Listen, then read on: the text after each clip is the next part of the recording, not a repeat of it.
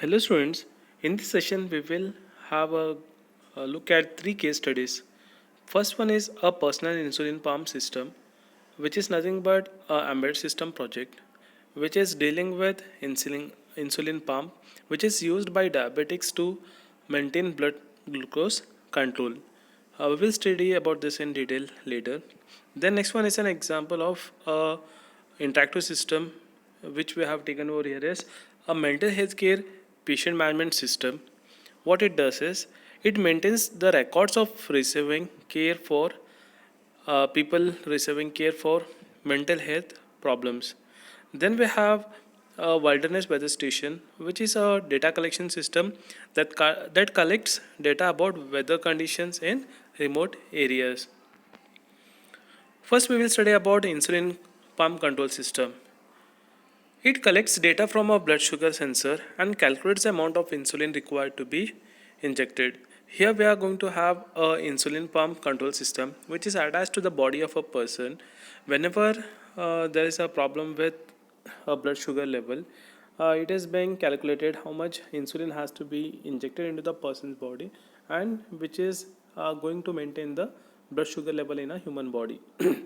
Calculation based on the rate of change of blood sugar levels. Whatever the calculation we are going to have, it is nothing but rate of change of blood sugar levels. It sends signals to a micro pump to deliver correct dose of insulin. Whenever we have a problem with the sugar level, then what this system does is it calculates how much amount of insulin has to be injected. Based on this, insulin is injected into the person body. It is a safety critical system as low blood sugars can lead to brain malfunctioning, coma, and later which will lead to death. If there is a problem like if a person is having high blood sugar, then long term consequences are going to occur like eye and kidney damage. So whatever the system which we are going to have over here, it is safety critical system. This is an hardware architecture of insulin pump. What we have is we have insulin reservoir, and to that we have attached a needle assembly which will be injected into the human body. From this, we have a pump. Pump what actually it does is it whenever we calculate how much amount of insulin has to be injected into the human body, this pump sends a signal and a correct dose of insulin is being taken from the reservoir and it will be passed on to the human body. Here we have a central controller system which is controlling this whole setup, which has sensors. Right, sensors are being present in a human body, and that sensors are going to collect the information of our blood sugar level, and then it sends a information to the control system, and control system is going to calculate how much amount of insulin has to be injected that will be pumped into the human body. Then here we have clock system, like after a few minutes this process is going to be repeated. Then we have display system which is going to display the various instance of the various blood sugar level. Then we have power supply which is making all this setup to work. This is an activity model for the insulin pump. uh, Here what we have is blood sensor. Blood sensor, it is going to take the blood from the human body, analyze the reading. After the analysis of this reading is done, it calculates what is the blood sugar level in a human body. Then compute insulin module is going to be activated, which is going to calculate how much amount of insulin has to be injected into the human body. Based on this, commands are sent to the pump, and then pump starts uh, collecting the insulin from the reservoir. Then through the insulin pump setup, it will pass on this insulin to the human body. Then we have a log dose that that module is going to store how much amount of insulin was given. So we can have a log of all this readings. Then essential high level requirements. What are the requirements for having this model? The system shall be available to deliver insulin whenever required. That is, whenever we want insulin to be passed on to the human body, that system should be always available. So this is one of the high level requirement from for this particular setup. The second thing is the system shall perform reliably and deliver the correct amount of insulin to counteract the current level of blood sugar. That is, whenever a sugar level is going to vary, that has to be correctly calculated, and how much amount of dose is required, that much amount of dose has to be injected into the person's body. If it is not calculating properly, if you are setting low dose or high dose, as we have seen, it is going to have an impact on the brain or the eyes, or it will lead to coma, or sometimes it will lead to death. So because of all this reason, a correct amount of insulin has to be injected into the person body. Then we have the system must therefore be designed and implemented to ensure that the system always meets this requirement. Since it is safety critical system, we have to be very careful while dealing with such kind of systems. Now we will look at the second kind of system that we are going to have in our case study, that is a patient information system for mental health care. A patient information system to support mental health care is a medical information system that maintains information about patients suffering from mental health problems and the treatments that they have received. Now here we have a system which is going to take the information from the patients, like from what kind of disease they are suffering, whether they have consulted any doctors earlier, what was the prescription given, what was the dosage level given for the particular tablet or whatever it is, medication. Everything is going to be maintained over here. Whatever the information that is provided by either the patient or from the relatives of the patient is going to be stored, and this information is used for treating the patient over here. Most mental health patients do not require dedicated hospital treatment but need to attend specialist clinics regularly where they can meet a doctor who has detailed knowledge of their problems. Here, what we are doing is system being produced in a such a way that the information regarding a patient is being stored, and whenever doctor requires some information about a patient, then he can browse through this application and he will be getting the information that is needed for treating a patient.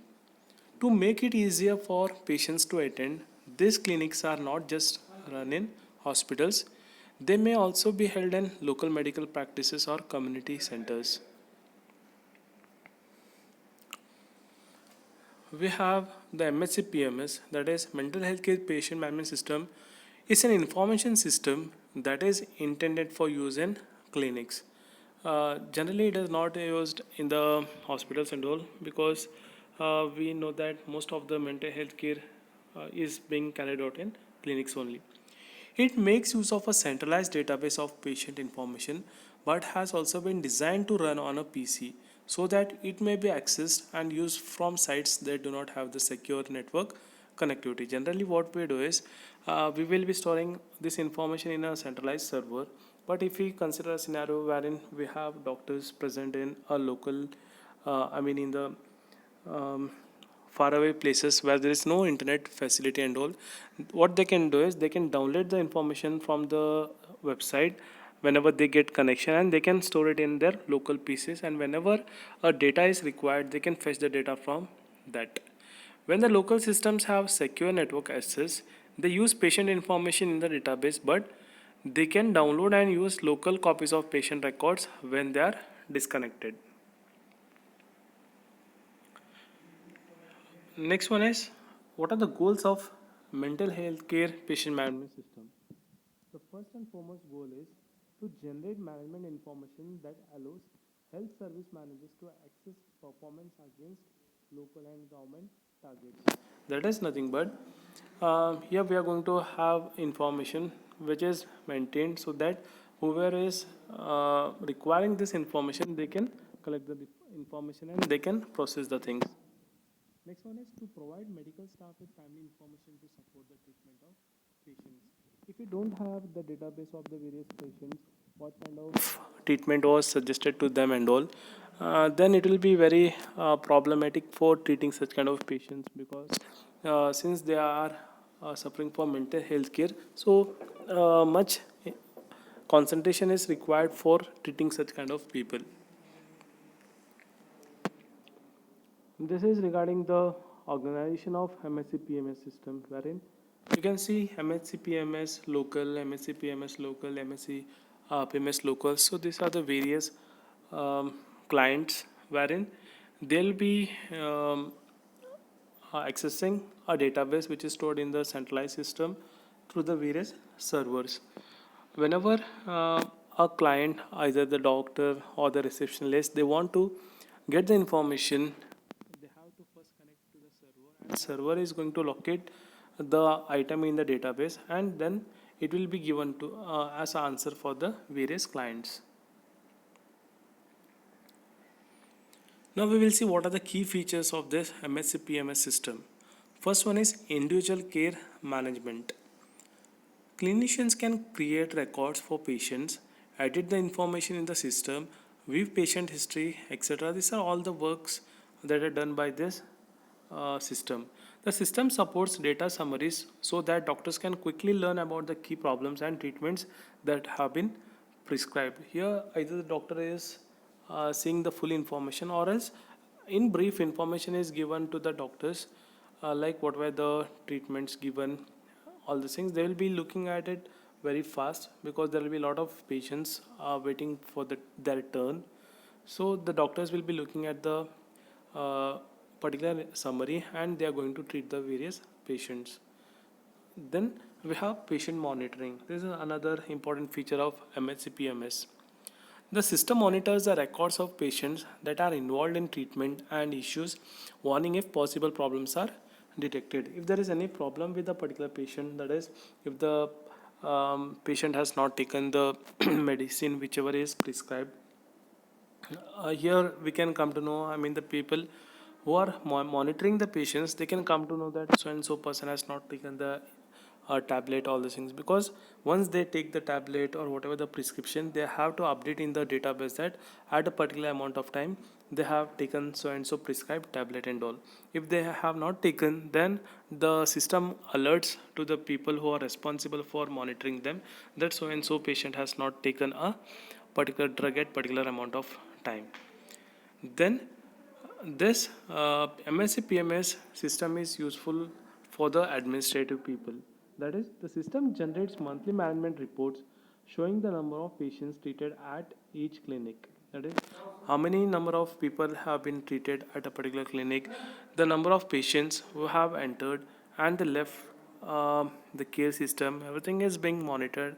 Here we will be getting the information, because there is a system which monitors how many people have visited the clinic today and all, then the number of patients sectioned, the drugs prescribed, and what was the total cost, and what was the total sale of the various drugs.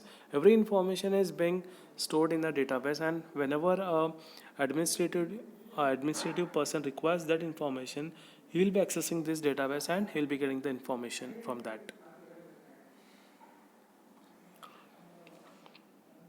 MSc PMS concerns. First one is regarding the privacy. It is essential that patient information is confidential and is never disclosed to anyone apart from authorized medical staff and the patient themselves. That is, whatever the information that is stored in the database, that is to be secured. That is, it should not be leaked to someone else apart from the authorized medical staff and patient themselves, or else they are going to create a problem. Second one is regarding the safety concern. Some mental illness cause patients to become suicidal or a danger to other people. Wherever possible, the system should warn medical staff about potentially suicidal or dangerous patients. We know there are some people, the mental health care patient management system, what it does is, it is going to alert, okay, this person might be in a risk of having a suicide, please take care of. So everything is being monitored over here. The system must be available when needed, otherwise, safety may be compromised and it may be impossible to prescribe the correct medication to patients. So, this is regarding the safety, because Here we are treating a mental health care. I mean the um, mentally disabled people over here. We have to take much care of them. The third kind of case study that we are going to see is wilderness weather station. The government of a country with large area of wilderness decides to deploy several hundred weather stations in remote areas. Now let us assume a country which is having a wider geographical area and which is having lost a lot of forest, hilly areas, all those things. Then what it does is it is going to deploy the sensors in such regions, and it is going to collect the information from there, and whatever the information that is passed on from the various sensors to the weather station, that is being processed, and then some decision or information is being collected, and based on this some measures are being taken up by the various government. Weather stations collect data from a set of instruments that measure temperature and pressure, sunshine, rainfall, wind speed, and wind direction. For each and everything, there is a particular instrument present and which will be deployed in the various places. The weather station includes a number of instruments that measure weather parameters such as wind speed, the direction of the wind, ground and air temperatures, the barometric pressure, and the rainfall over the 24-hour period. Everything is being calculated, and each of these instruments is controlled by a software that takes parameter readings periodically and manages the data collected from the instruments.